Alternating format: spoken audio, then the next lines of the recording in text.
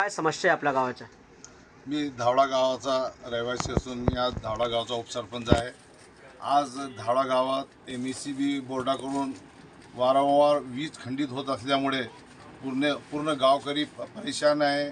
आणि त्याची समस्या इतकी वाढलेली आहे की गावात पहिली गोष्ट तर ट्रान्सफॉर्मर जळत आहे.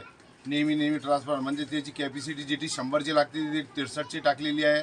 आणि वारंवार ते 14 नंबर ट्रान्सफॉर्मर आमचा आहे तो नेहमी जळत राहतो. तिसऱ्या दिवशी आणला का 2 दिवस बी टिकत नाही.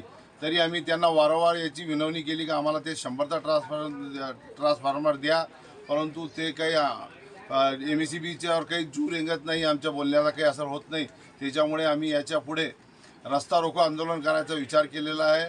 त्यांनी या 8 दिवसात त्यांनी आमचा धावड्याचा MECBचा लाईनीचा प्रश्न सोडवला नाही तर आम्ही रस्त्यावर उतरल्याशिवाय राहणार नाही.